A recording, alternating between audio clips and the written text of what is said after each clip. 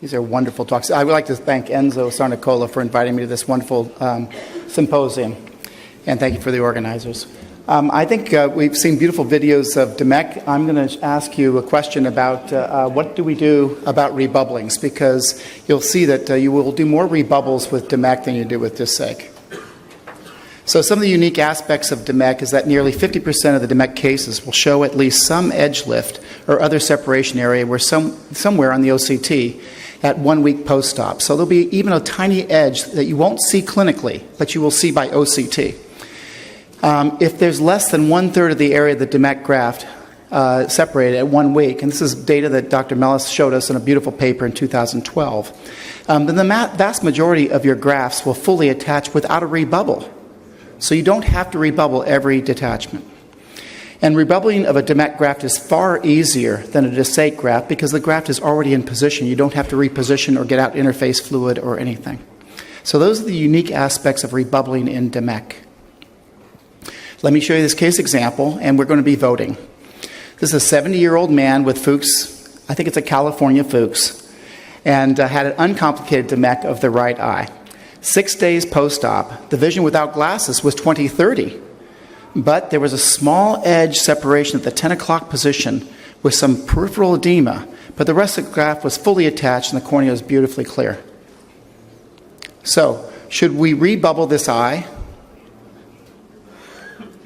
Should we rebubble this eye, yes or no? Let's vote. 5 seconds to vote. Okay, let's turn off the voting. We're acquiring our data. Should we rebubble or not? Response. There was only 2 answers. Some people responded with a 3rd answer. Well, we decided not to rebubble because the data has shown us that if there's less than 1/3 of the graft detached, you do not have to rebubble. And we saw the patient 7 days later. And 13 days post-op now, the vision was decreased now to 2100. Oh my gosh. The separation furrow had extended now centrally and inferiorly, as you can see by the slit lamp and by the OCT. Separation. Another question. Should we rebubble this eye? Yes or no? Well, we didn't. And when should we see this patient again? This patient now has had progression of his edema, progression of his detachment, and his vision is decreased. When should we see him again? 1 day later, 3 days later, or 7 days later? Let's vote. Are we really nervous or not so nervous? Okay, stop voting. Acquire the data. So most people want to see him the next day, and then some 3 days later. Well, we actually saw the patient, let me see if I can back up here. Okay, so this is the patient, 16 days, and we decided to rebubble the patient. And we saw him 1 hour later, because I wanted to get photographs. And what we see is even 1 hour later, with this gas bubble, and it's an air bubble in the clinic, the tissue is fully attached. We don't know if it's pumping or not. It's still edematous. So it's only 1 hour.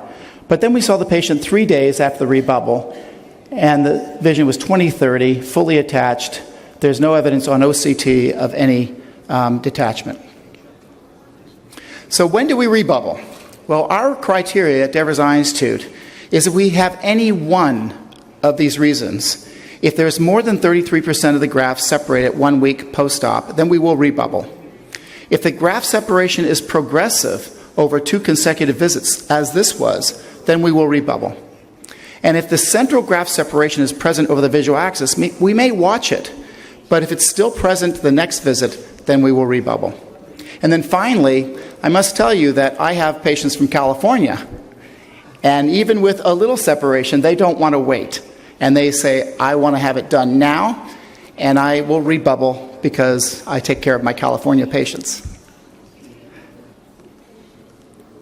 I'd like to thank Charlie, Nicholas, and Cindy for allowing me to be here with you, and thank you very much for your attention.